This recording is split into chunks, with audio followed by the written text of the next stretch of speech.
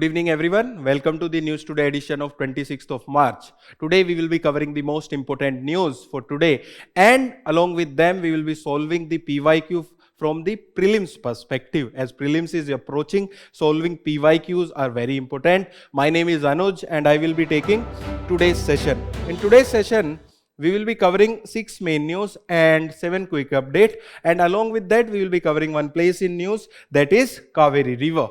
In the main news, we will be covering about the flexible inflation targeting, as the union government has notified the inflation target for the year 2026 to 2031 under the flexible inflation targeting framework. Then in the second main news, we will be covering about the Transgender Person Protection of Right Amendment Bill 2026 passed in the Parliament. Then we will be covering about the modified UDAN scheme, as the Union Cabinet have approved the regional connectivity scheme, that is modified UDAN. Then we will be covering about the nationally determined contribution, as Union Cabinet approves the India's nationally determined contribution for the period 2031 to 2035.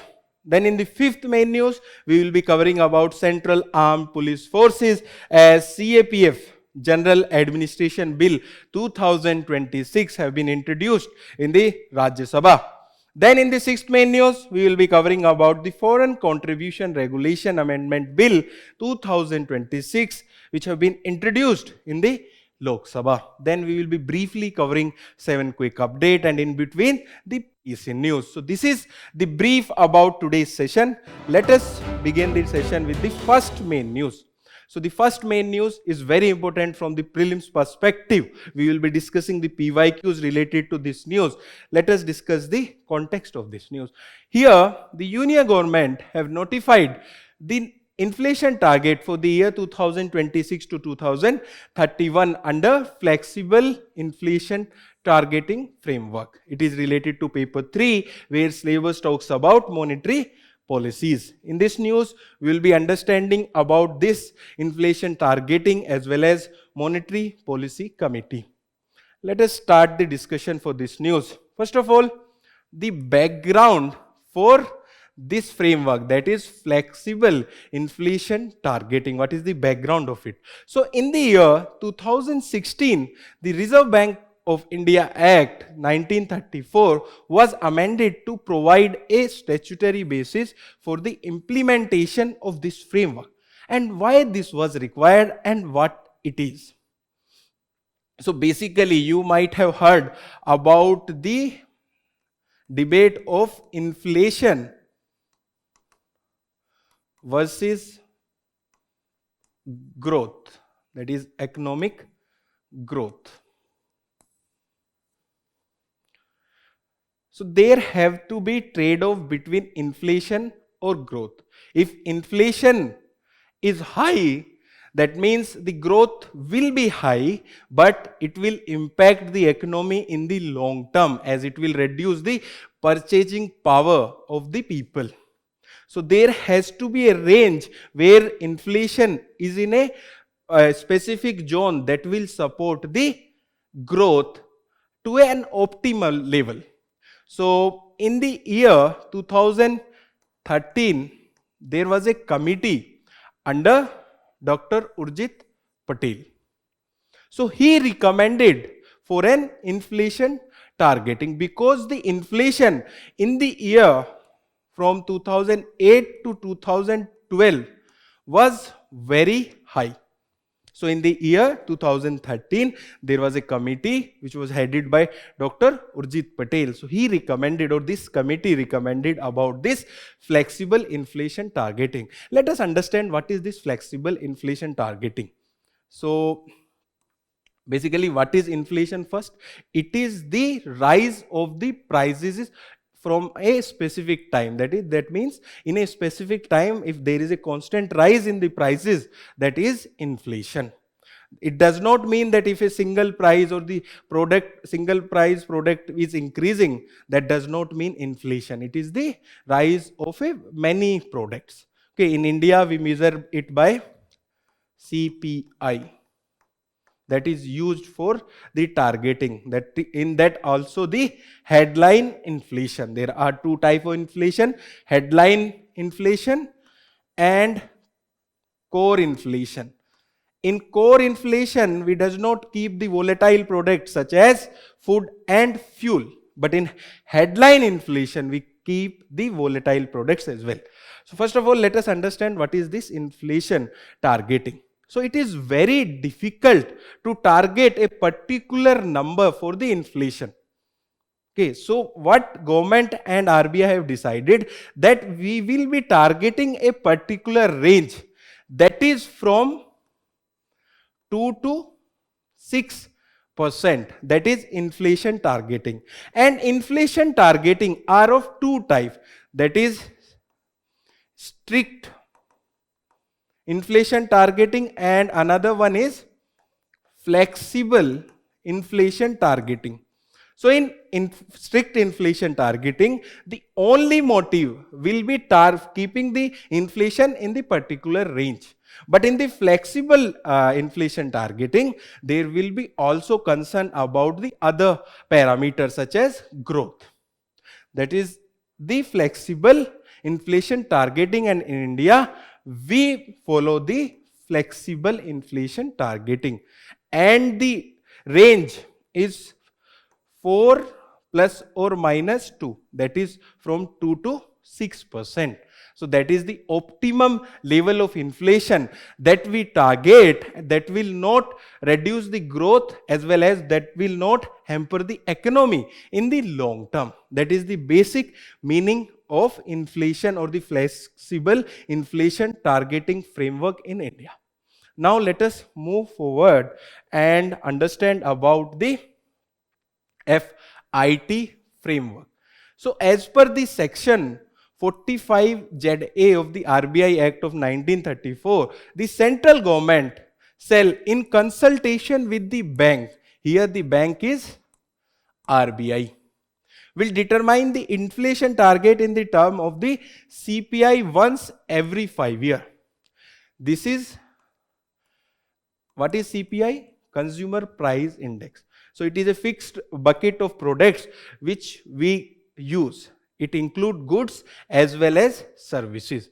And for targeting, we use the headline inflation, not the core inflation. Then target, the central government notified the target inflation target of 4% with upper tolerance band of 6% and the lower tolerance band of 2%. And it was targeted for the year from 2016 to 2021. And it was also retained for the year 2021 to 2026. And now it has been retained for 2026 to 2031 as well. Okay. And RBI Act provide for a monetary policy committee. We will be discussing about this committee in the next slide, and there is a PYQ which was directly asked upon this committee. And this committee determined the policy rate required to achieve the inflation targeting. Basically, in inflation, there can be shortage of products, or there can be high money, or the money in the market is high. So by using various monetary policies, RBI can manage the money in the market to target the inflation from the range from 2% to the 6%. Moving to the next page, we will be discussing about this monetary policy committee. So it is a 6-member body. Please listen it carefully. There was a PYQ related to this information. So it is a 6-member body, and the chairman, ex officio chairman, is RBI governor. And it also includes the RBI deputy governor, who is in charge of monetary policies. Then one RBI officer is nominated by the central board of the RBI. And 3 members are external members appointed by the central government who have expertise in economics, banking, finance, or monetary policies. So 3 members are from the RBI and 3 members are nominated by the government. Then when it is considered, what is considered as the policy failure? When inflation is outside the tolerance band for 3 consecutive quarters is considered as a failure of the monetary policy framework. So this was all about this news. Now let us discuss PYQ related to this news. So first PYQ is from the year 2023. So statement 1, in the post-pandemic recent past, many central bank worldwide had carried out interest rates hike. So if you want to solve this question, you have to understand what have happened in the pandemic. So in the pandemic, there was less growth. So for increasing the growth, the bank would have pumped the money. And for pumping the money, they might have reduced the interest rate. Okay. But after that, they want to bring back the money or they want to reduce the inflation. What they have done, that the many central bank worldwide have carried out interest rate hike. When there will be high interest rate, then there will be less money available in the market. So this statement is correct. Then statement 2. Central bank generally assume that they have the ability to counteract the rising consumer prices via the monetary policy means. That we have studied in the news, when there is high money in the market, through various monetary policy means, RBI or the central bank can contract or can reduce the money in the market or vice versa as well. So this explanation is correct for the statement 1. So the answer would be that both statement 1 and statement 2 are correct, and statement 2 is the correct explanation for statement 1.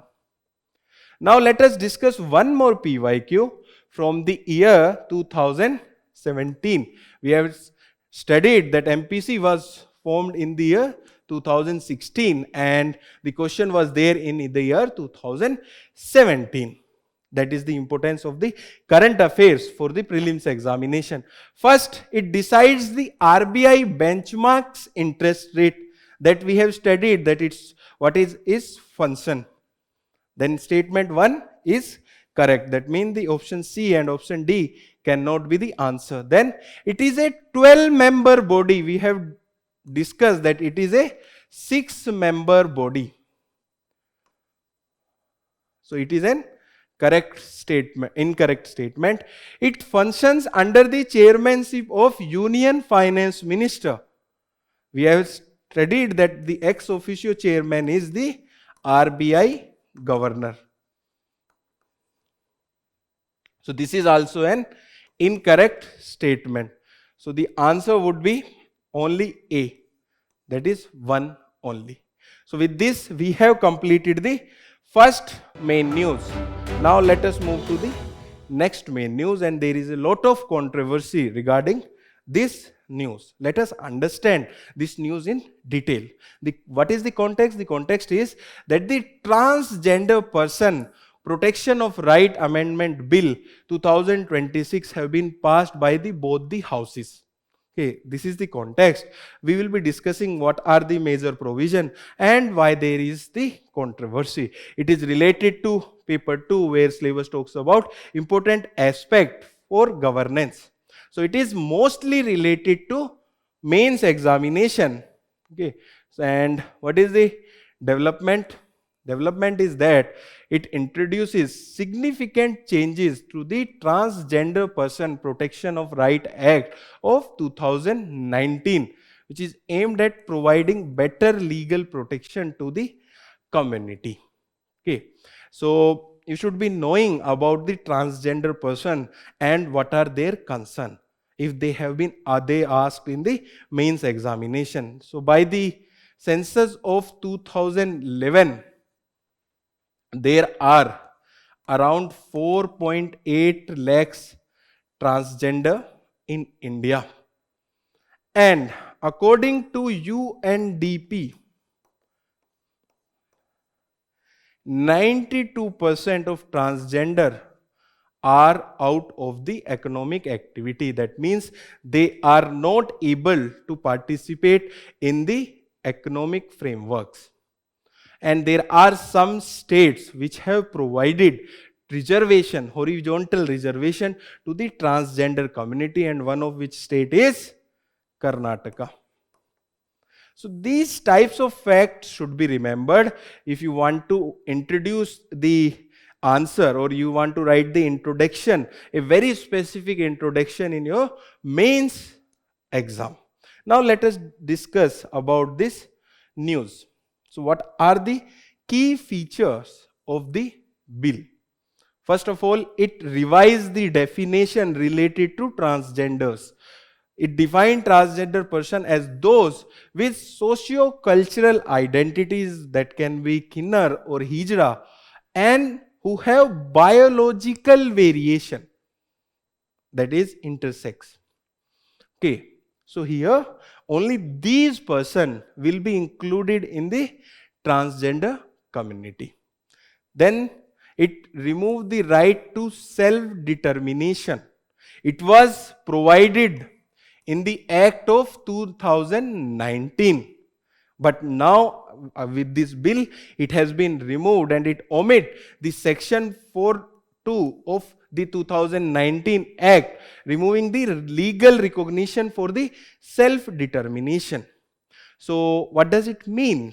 It means that previously, if a person consider herself or himself as transgender, they can determine it by the self-attestation or by self they can determine that. But now they require a certificate from a medical board. So it require a verification authority and it established a medical board which is headed by the CMO or the Deputy CMO, that is Chief Medical Officer, to assist the authorities in verifying the transgender identity. So what is the difference here? Previously, they can self-determine that they are transgender, but now they require a authority or the certificate from the authority who will be verifying the transgender identity, and the authority is the medical board which will be headed by the CMO.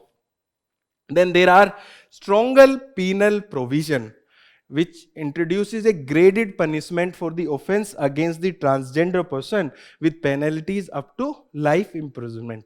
So that is for the protection of the transgender persons. Then there will be a National Council for the Transgender Person. It modified the composition to ensure there will be representation from the every state government and UTs on a rotation basis. So these are the key features of the bill, and the issues are related to the definition and removal to the right to the self-determination. These are the issues related to this bill. Let us discuss these issues. What are the key concerns? First of all, loss of agency. It shifts the framework from the self-determination to the state-mandated medical recognition. So, in the year 2014, in the NALSA case, the Supreme Court has said that the transgender person should be given the right to self-recognize them or the self-determine themselves. If there is a state-mandated medical recognition, it will be against right to privacy and dignity of the person.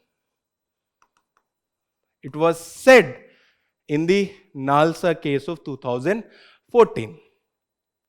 Then it exclude and it have a narrow definition.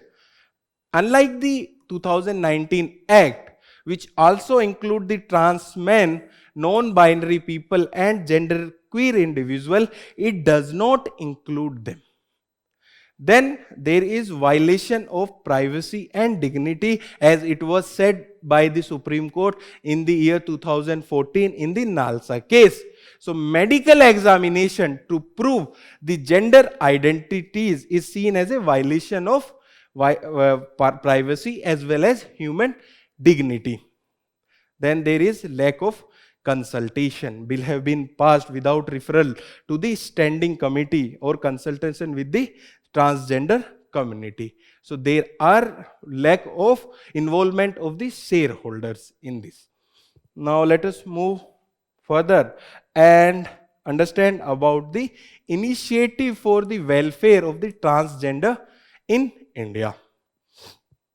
First of all, the case NALSA, National Legal Service Authority versus Union of India 2014.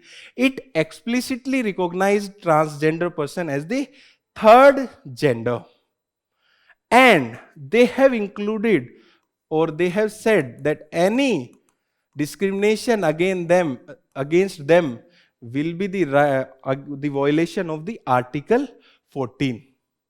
It also affirmed the right to self-identification of the gender, where the whole issue is regarding. Then there is National Council for the Transgender Person. It is a statutory body to safeguard and promote the rights of the transgender person in India. Then there is National Portal for the Transgender Person. It enables the online application for identity certificates and access to the benefits of the transgenders. Then there is a scheme which is known as SMILE, and it stands for Support for Marginalized Individual for Livelihood and Enterprises. And it is a comprehensive rehabilitation and empowerment of the transgender person. Okay, these are the initiative. Now let us discuss one PYQ from the prelims examination. This question is not directly related, but it is related to Article 14, which we have discussed in the news. And it is from the year 2021. The question is, a legislation which confer on the executive or administrative authority an unguided and uncontrolled discretionary power in the matter of application of law violate which one of the following article of the Constitution of India? So basically it violate Article 14. The answer is A for this question. So such types of question can be also asked in the prelims examination. That's why it's very important to understand what you are reading. Then only you can solve such type of question. Now let us move to the next news. The next news is related to UDAN scheme, that stand for Ude Desh Ka Aam Nagrik. And the context here is that the Union Cabinet have approved regional connectivity scheme, that is modified UDAN. It is related to paper 3, where syllabus talks about infrastructure, energy, ports, road, airport, railways, etc. In this news, we will be discussing about UDAN as well as the modified UDAN scheme. And as this scheme has completed almost 10 years, you should be knowing about its achievements as well as what was the shortcoming in the last year in the last 10 years in this UDAN scheme. So what is the development? So UDAN airport will now be developed under challenge mode, setting new benchmark in timely completion, quality, innovation and sustainability. What is this challenge mode? So one approach is top-down approach. Suppose central government is saying to a state government, let us suppose to the Bihar government, that you have to make a airport in Begusarai. That is one approach. This is a top-down approach. And what is this challenge model? Challenge mode.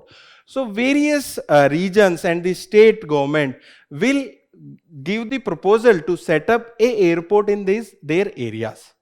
And out of those who have the better proposals will be selected. That is the meaning of challenge mode. So now UDAN airport, that stands for Ude Desh Ka Aam Nagrik, that we have discussed, that UDAN airport will now be developed under the challenge mode. Before understanding the modified UDAN, let us first understand about the UDAN scheme.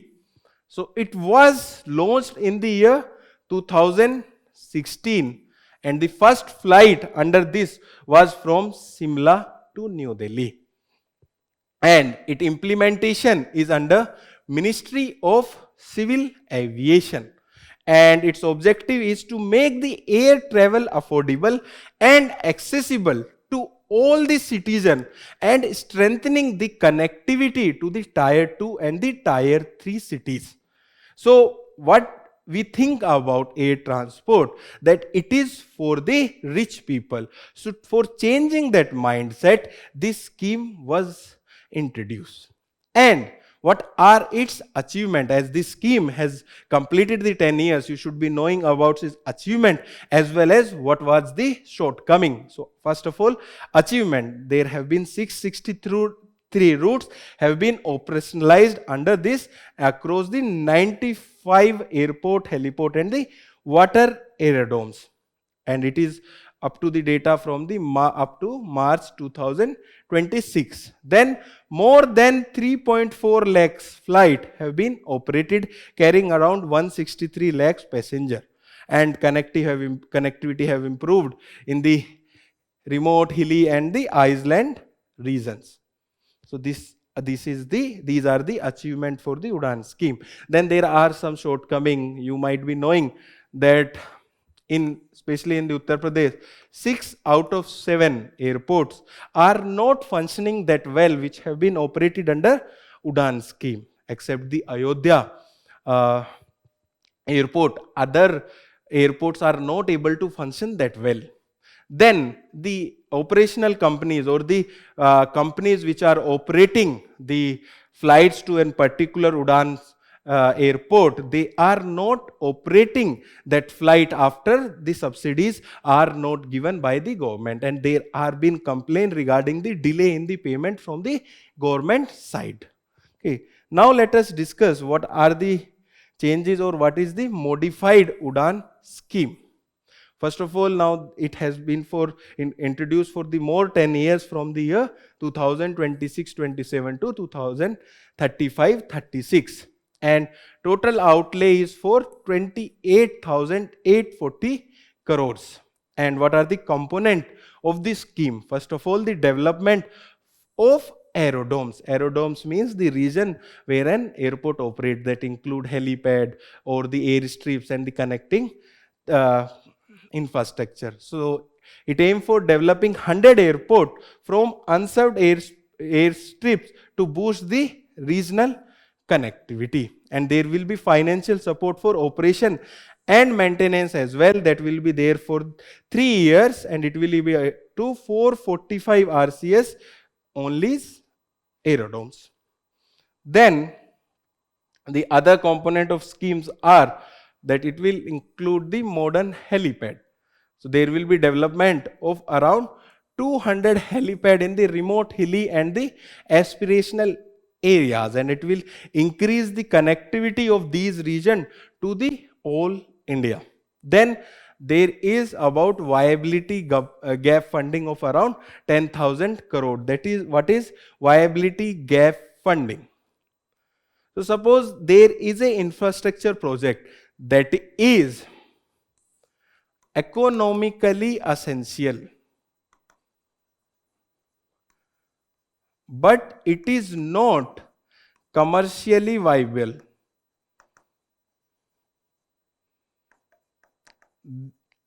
So there will be losses in that. So to cover that losses, there is viability gap funding for the project which are economically essential but not commercially viable. For such type of project, viability gap funding is provided. Then there will be Atmanirbhar aircraft acquisition, because the procurement they will be there from the HAL for the Dhruv helicopter and the Dornier aircraft. HAL stand for Hindustan Aeronautical Limited. And what is this potential impact of modified UDAN scheme?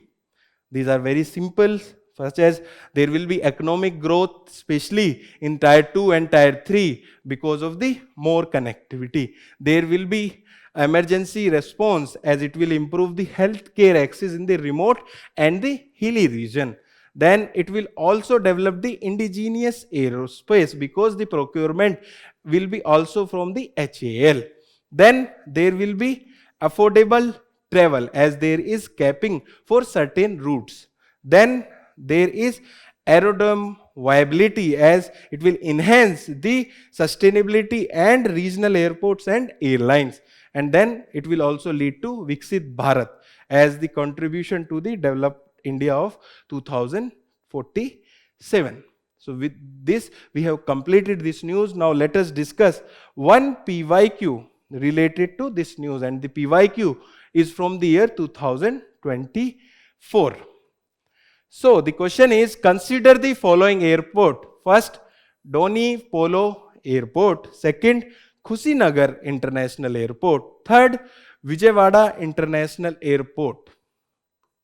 So in the recent past, which of the above have been constructed as the greenfield projects?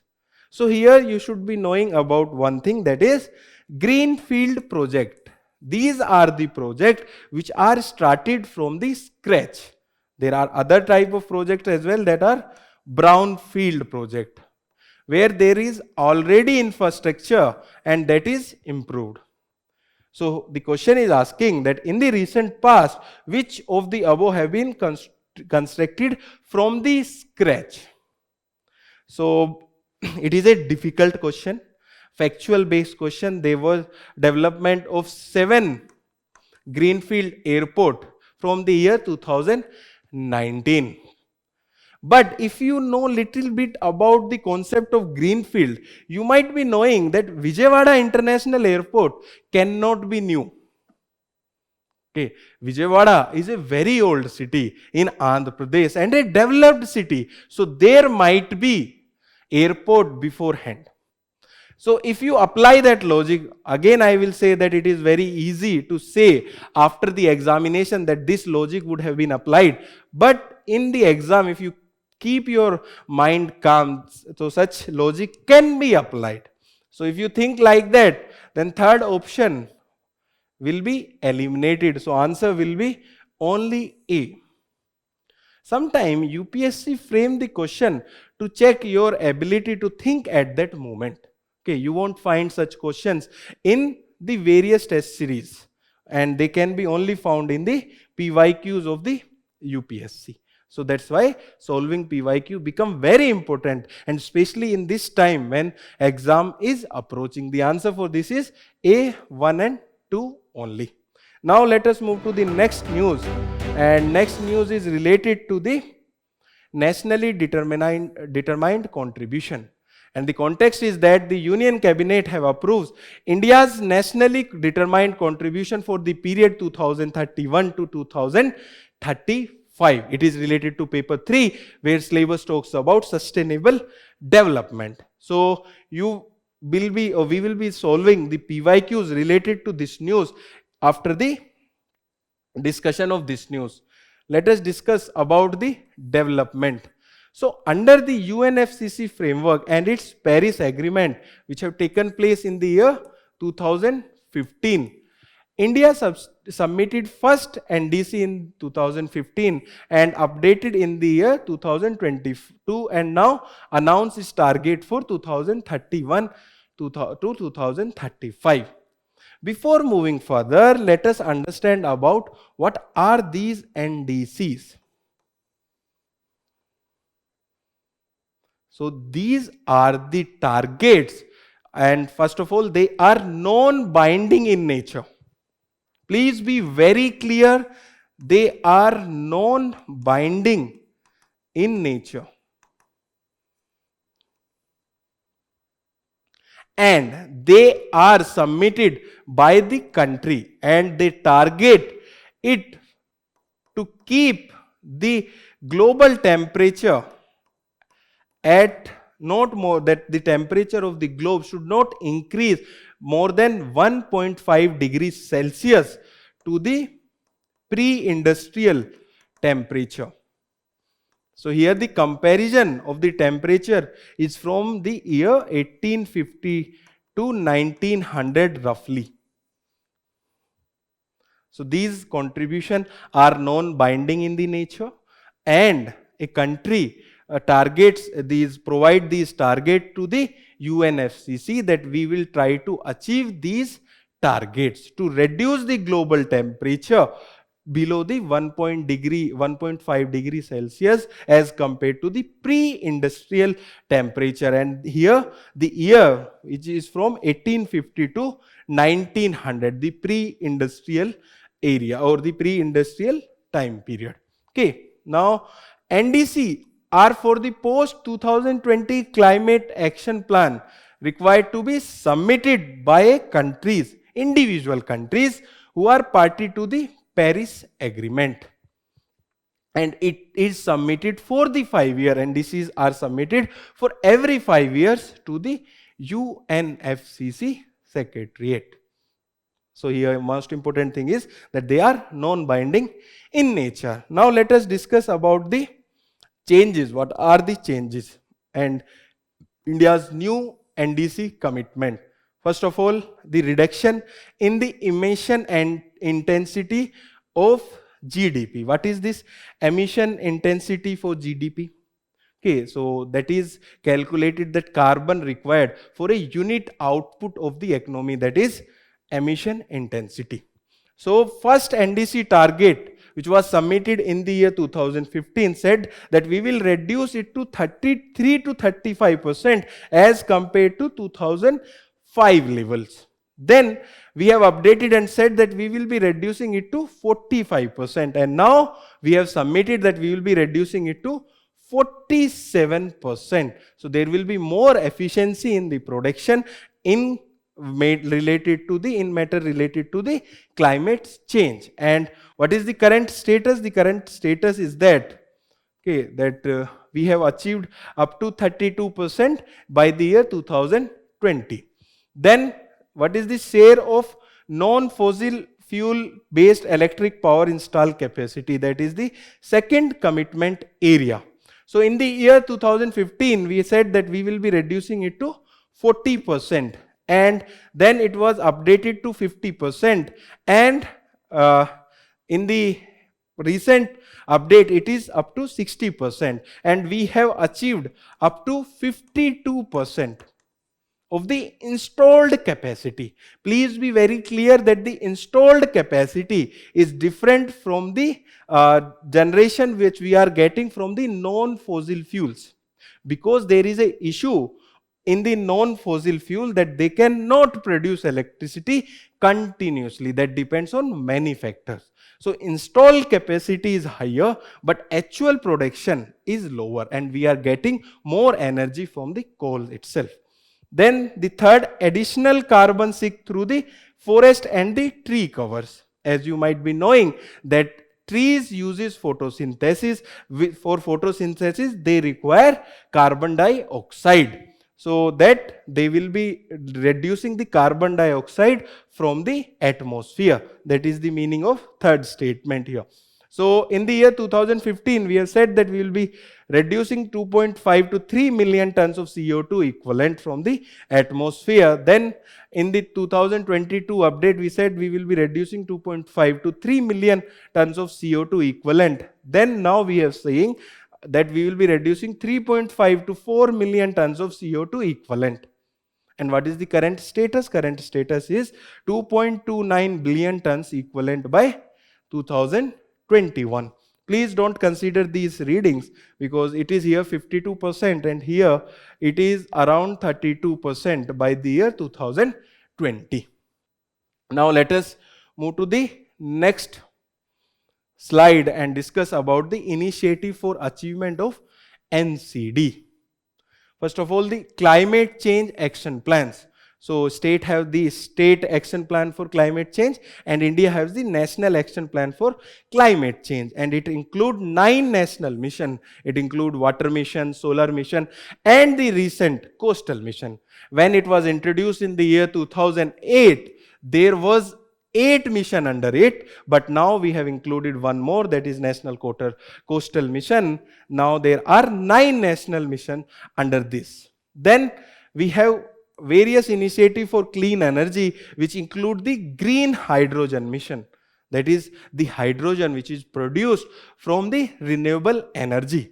Then we have PM Ghar Surya Ghar Muft Bijli Yojana, where we provide or give subsidy to the household for rooftop solar panels. And last year UPSC have asked question regarding to the PM Surya Ghar Muft Bijli Yojana, and the question was very elaborate and very specific because they have given various numbers. Okay. Then there is push for carbon capture, utilization and storage. Then there is climate adaptation. What is the meaning of adaptation? Basically adapting to the changes which have been made by the climate. So there is National Mission on Sustainable Agriculture, and there is MISTI, which is for mangroves. Then we have people mobilization as well, and the important scheme is Lifestyle for Environment, that is LIFE mission. It is to nudge the individual and community action for environmental protection. Now let us discuss PYQs related to this news. So first PYQ is from the year 2025 itself. Please read the question very carefully. So the statement 1, that Article 6 of Paris Agreement on Climate Change is frequently discussed in the global discussion on sustainable development and climate change. So it was asked last year because Paris Agreement completed 10 years, and specifically Article 6 was there in the news. It is related to market and non-market principle for the helping of one state to the another state. So the statement 2 is Article 6 of the Paris Agreement on Climate Change set out the principle of carbon market. Then statement 3, Article 6 of the Paris Agreement on the Climate Change intend to promote inter-country non-market strategy to reach their climate target. So market strategy include carbon market, and non-market strategies include the technical supports from one country to the another country. That is the part of Article 6 of Paris Agreement. So statement 1 is correct, statement 2 is correct, and statement 3 is also correct. It is related to the market interventions and it is related to the non-market interventions. So the answer would be that both statement 2 and statement 3 are correct, and both of them explain the statement 1. This was the answer for the question of 2025, which was related to Article 6 of the Paris Agreement. Now let us discuss one more PYQ. It is a direct PYQ from the year 2016, and we have discussed that Paris Agreement was there in the 2015. That shows the importance of the Paris Agreement for the UPSC examination. The question is very straightforward. The term intended nationally determined contribution is sometimes seen in the news in the context of a pledge made by the European countries to rehabilitate refugees. It is not related to refugees. Then plan of action outlined by the countries of the world to combat the climate change. So we have discussed this. This is the correct answer. Now let us move to the next main news. The next main news is related to the Central Armed Police Forces. Okay, so there has been a bill which have been introduced in the Rajya Sabha, and the name of the bill is Central Armed Forces, Police Forces General Administration Bill of 2026. Here also there is a controversy regarding this bill that we will be discussing, and it is related to paper 3, where syllabus talks about various security forces and agencies. Now let us discuss this news and discuss about the development. So this bill acts as an overarching law to regulate the recruitment, deputation, promotion and condition of services for officers in the CAPF, Central Armed Police Forces. And the debate is about the IPS versus the officer of CAPF. Okay. So it has said that the bill has specifically provided for deputation of IPS, that is Indian Police Services Officer, to post of CAPF. So the CAPF have concerns regarding that, regarding this provision, as it lead to the stagnation in their growth potential. Even the Supreme Court has said that there should be a number which should be directly there for the CAPF officers. We will be discussing that. That is, in the year 2025, Supreme Court has said for directed progressive reduction in the deputation of the IPS officer in CAPF to the post of Deputy Inspector General of Police and the Inspector General within a period of 2 years.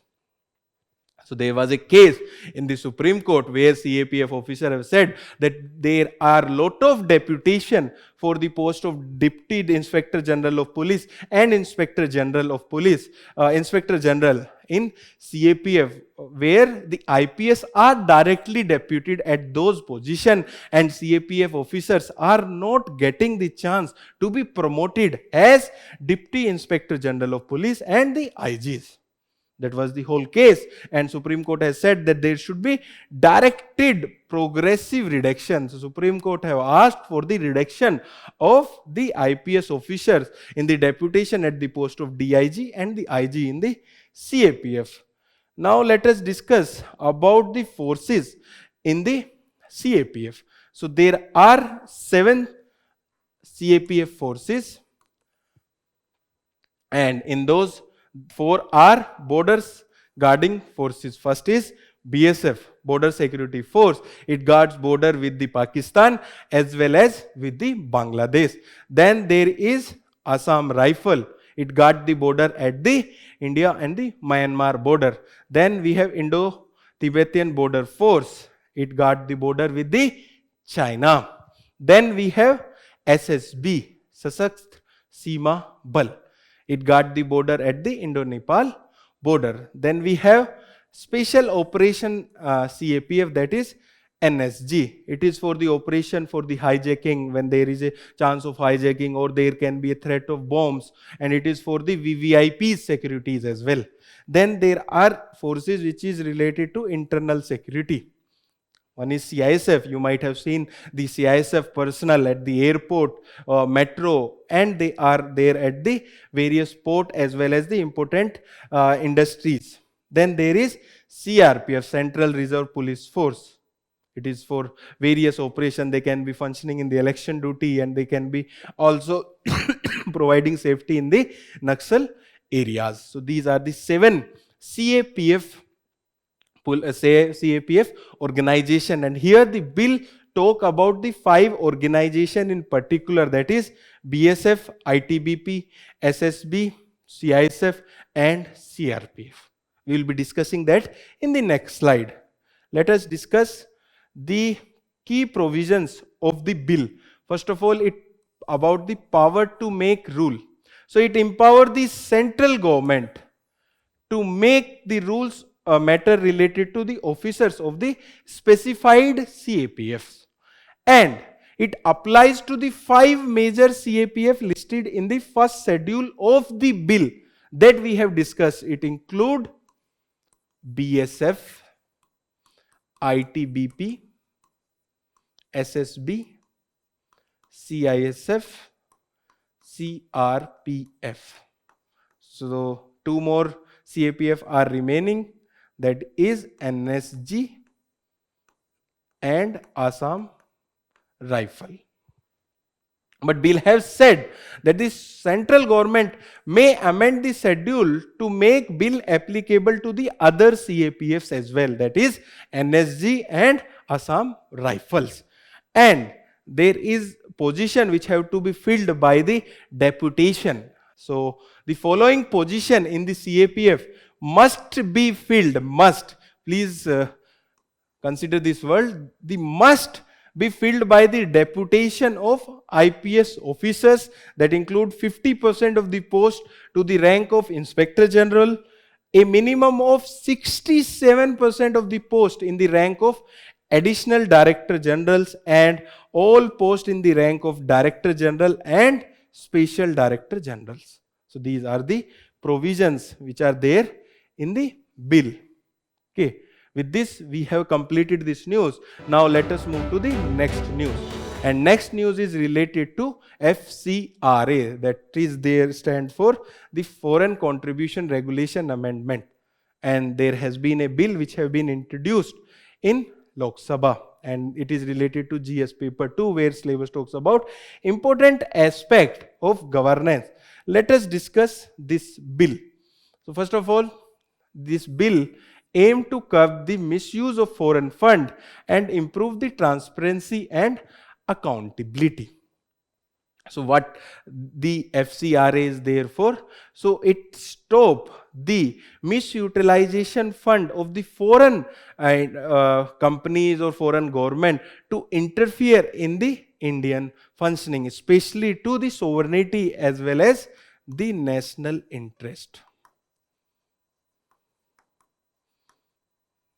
So this is about the FCRA. Before understanding this news, let us discuss about the Act, FCRA Act of 2010. So what was its objective? Its objective is to regulate the utilization and acceptance of the foreign fund by certain individual or association or companies to protect the national interest.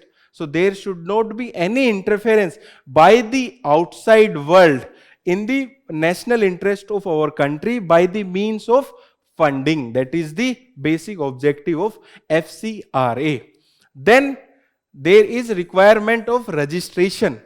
For receiving the funds, NGOs have to register themselves with the Ministry of Home Affairs, and this registration will be applicable for the 5 years, and after 5 years they have to re-register themselves with the Ministry of Home Affairs. Then it prohibited a candidate who is there for election, a editor or publisher of a newspaper, judges, government servant are prohibited from receiving the foreign donation, because if they receive the foreign donation and if they are impacted by those donation, it will directly hamper the national interest. That is the objective of FCRA Act of 2010. Then after the 2020 amendment, the FCRA prohibited domestic transfer of foreign fund, and it limit the administrative expenses of organization to 20%. Before it was allowed, the administrative expenses was allowed up to 50%, means day-to-day expenses for the upliftment, or sorry, not the upliftment, for keeping that NGO. And it also prohibit the domestic transfer of the foreign fund. Suppose there is a ABC NGO, and if they receive the funding, they cannot transfer to the another NGO in the India, and they have to register themselves in the SBI, State Bank of India, in the branch of New Delhi. These are the amendments which have been made in the year 2020. Now let us discuss about the key provision of the amendment. First of all, a creation of the designated authority. And for what this designated authority is there?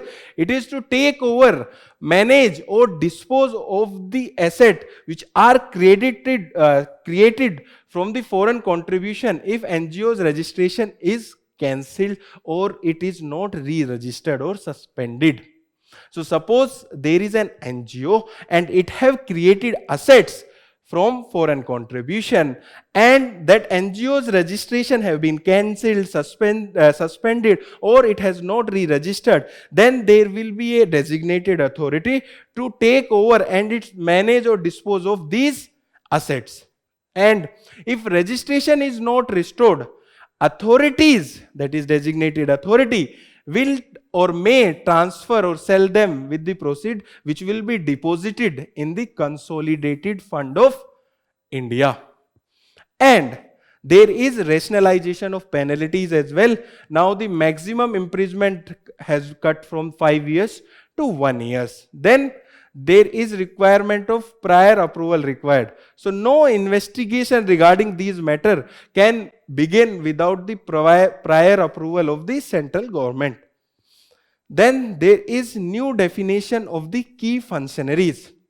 Before, only the designated positions such as the owner was involved or the key functionaries. Now it have been widened to include the directors, partners, trustees as well as the office bearer responsible for and controlling the organization affairs. So their liability have been increased. Then there are other rules as well, that such as it sets the timeline for the fund use. Suppose the NGO is getting fund for a specific timeline, that should be used in that specific timeline. Then there is regulate handling of asset during the suspension. Then there is FCRA registration lapses automatically if not renewed in time. That means there is requirement of registration. If that is not registered in given time, it will automatically suspend. Okay, so these are the key provision. And further, what are the issues raised against this bill? First of all, there is an issue of excessive delegation. So now the key aspect which we have discussed in the first provision about the designated authority have been transferred to an authority and which can make the rule, and it is an excessive delegation. And here the key aspects such as asset handling, timelines and appeal are left to the government rules. So they can be mishappening or there can be excessive power with the government. Then there are concerns regarding democrat. That means there is increase in the personal liability that we have discussed when we were discussing the definition of key functionaries, and there is also increase in the reverse burden of proof. That means they have to prove, the criminals or the accused person in this case, that they are innocent. Then there is violation of Article 300A. 300A is article related to right to property. So here the broad executive control over NGO asset by the designated authority with an inadequate safeguard can potentially harm the right to property, that is Article 300A. And it is also against Article 14, as there is requirement of prior approval which may enable selective enforcement. For some NGOs government can give permission, and for some NGOs government may not give permission. So it is violation of Article 14. Okay, with this we have completed this news. Now let us discuss the place in news for today. So place in news for today is Cauvery river, and the context for this news is that an IIT Gandhinagar study have predicted a roughly 3.5% decrease in the Cauvery water flow between the year 2026 to 2050. In this news, we will be covering about the river Cauvery, and it originates at Talkeswari in Cook, that is here in Karnataka. And its drainage area extend over the state of Tamil Nadu, Karnataka, Kerala and the Union Territory of Puducherry. What is the meaning of drainage area? Basically, it is the area from where water flow to a stream, that is the drainage area. And it is a perennial river. And what is the reason for its perenniality? Because it receives water at the southwestern monsoon as well, and water of the northeastern monsoon as well. That means the monsoon, it receives water in the monsoon season as well as in the winters as well. That's why it is perennial. Then talking about its tributaries, So left bank tributaries include Hirangi, Hemavati, Simsa and Arkavati. And right bank tributaries include the Lakshmantrita, Kabani, Surnavati, Bhavani, Noili and Amravati.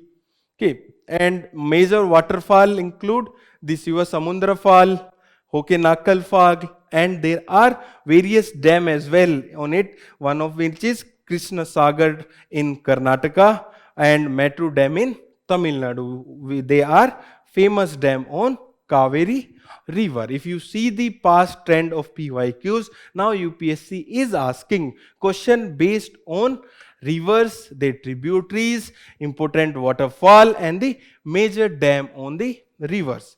If you want to know about the rivers, please solve or please have a map where you draw all the rivers and their tributaries and important cities and important dams on them. Then only you can clearly remember the various rivers and their tributaries. But you should draw that map by yourself. Not you should not take a printout which is readily made up by some book or by some other student. Okay, with this we have completed place in news for today. Now let us discuss the quick updates. First quick update is related to immigration visa foreigner registration and tracking scheme.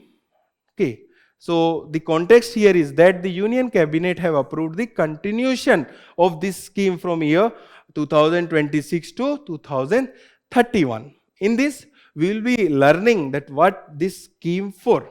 First of all, it is under the Ministry of Home Affairs under the National E-Governance Plan, and its objective is to modernize immigration and visa services and facilitate the legitimate travelers with strengthening the national security. So what does it do? It integrates the immigration, visa issuance, registration of foreign and tracking their movement in India.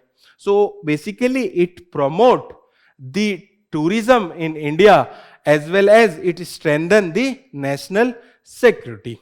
And its significance is it boosts the tourism, it improves the international business and 100% contactless and faceless visa approval, as well as it promotes the national security. With this we have completed this news. Now let us move to the next quick update. The next quick update is about Cauvery cruise missile.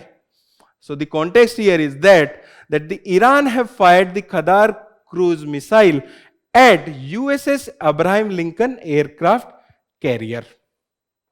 So what is this Cauvery cruise missile? It is a medium range shore based anti-ship cruise missile developed by Iran. So you should be knowing about this cruise missile as well as the Abraham Lincoln aircraft carrier. Then it is an upgraded version of the Noor missile with a reported range of 120 to 300 kilometers. And what is a cruise missile? A cruise missile is a missile which flows in the air or which transferred in the atmosphere by very near to the surface, so that it is not tracked by the radars.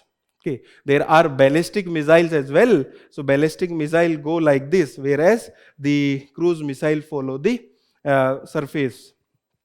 So this is about cruise missile. Now let us move to the next quick update. So the next quick update is about Ignite engines.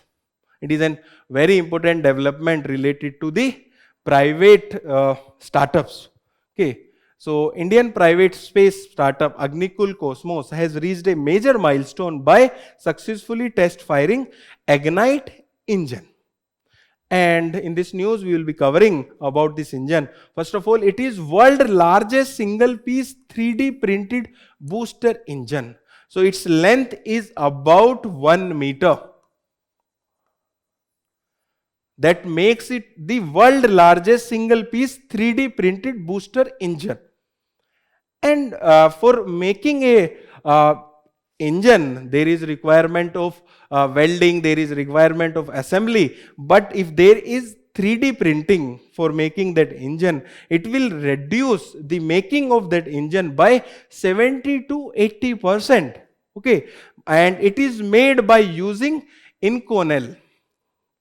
And what is Inconel? It is an high performance alloy specifically designed to to endure the extreme temperature. And the Ignite engines are built to power the booster engines of Agnikul's Agniban launch vehicles. So this is about Ignite engine. In this news, you should also know about this Agnikul Cosmos. Okay, they won't ask this in the prelims examination, but you can write about startup success in the mains examination if there is a question related to startups. Now let us move to the next quick update. The next quick update is about the calm brain. What is the context here? The context is that the researchers have developed Calm Brain, a first of its kind digital repository of data in India on the brain structure. And it is specifically related to the clinical neuroimaging, behavior genetic and other database on the 5 disorders. And what are those 5 disorders? That are addiction, bipolar disorder, dementia, obsessive compulsive disorder, that is OCD, and schizophrenia. So basically this Calm Brain is a collection of clinical, neuroimaginical, behavioral, genetic and other database on 5 disorders. And it was initiated as a part of accelerated program for discovery in brain disorder using the stem cell, and it is jointly funded by Department of Biotechnology and the Pratiksha Trust. And what is its significance? Basically, it will be made open source, which will help the clinician and the researcher to better understand the disease onset, progression and underlying biological changes as the data for them is available, and that will be made open source. Now let us move to the next quick update. The next quick update is about the Kavach system. So it is the context is that the Indian Railway had approved the extension of Kavach system across the multiple zones. In this news, we will be understanding about Kavach zone. So it is an train collision avoidance system, and that prevent collision by automatically applying the brakes. So basically, it protects the accidents of train, and it is developed by Research, Design and Standard Organization of Indian Railways. And what are the key features of this Kavach system? First of all, it is a continuous real-time update to the locomotive.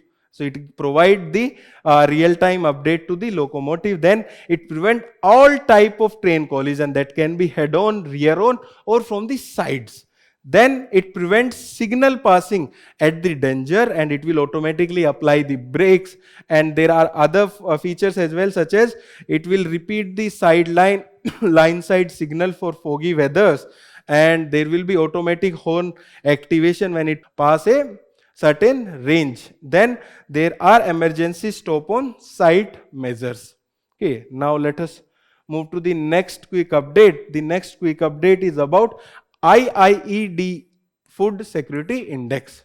So this index has been released, and it is released by International Institution for Environment and Development. They have published this index, and it evaluates how climate change will impact the 4 pillars of food security. Basically, it is interlinking the climate change with the food security. And what are those 4 pillars of food security which they are considering? That is availability of food, accessibility of food, utilization of food and sustainability of food. And what are its key highlights? Mostly we have covered the key highlights related to India. First of all, India ranked among the most vulnerable large economies to food insecurity as global temperature rises. So if there is rise in the global temperature, India will be impacted when it comes to the food security. Then India is positioned as most concerning in the food security index. Now let us move to the next quick update. The next quick update is about the Rossby waves and wet bulb temperature. And the context here is that a study have shows the rising sea surface temperature in coastal waters are leading to 50 to 64% rise humid heat waves over land aggravated by the atmospheric Rossby wave trends. So in this news, the context is not that important, but this humidity or the wet bulb temperature is important, as well as Rossby waves are important. First of all, let us understand about the wet bulb temperature. So wet bulb temperature is the lowest temperature to which air can be cooled by the evaporation of water. Let us understand it with an example. Suppose there is a person, and if he is sweating at that time, he can cool down his body. But if there is high humidity in that area, he or she cannot cool down by sweating, because there will be increase in the wet bulb temperature. So that is given in this news. So humidity spike the wet bulb temperature, okay, which above 31.5 degrees Celsius is harmful, as the body is no longer able to cool down itself by sweating. Then there is Rossby waves. What are these? These are huge undulating movement of the atmosphere that stretch horizontally across the planet in the westward direction. They can be oceanic Rossby waves, and there are atmospheric Rossby waves, and their direction of movement is from east to west, that is westwards. Okay, and they are planetary waves. And what is their function? They are triggered by the earth rotation and the ocean land temperature difference. That is their trigger point. And when these Rossby waves are stalled, they trap hot humid airwaves over the regions, which leads to heat waves.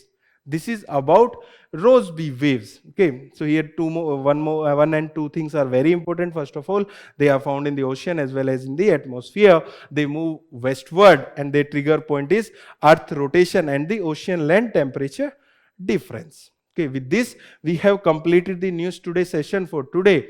To read further the current affairs and the other initiative of VisionIAS, you can visit the digital current affairs website of VisionIAS, and please solve the questions which are visible on your screen. Thank you and have a nice day.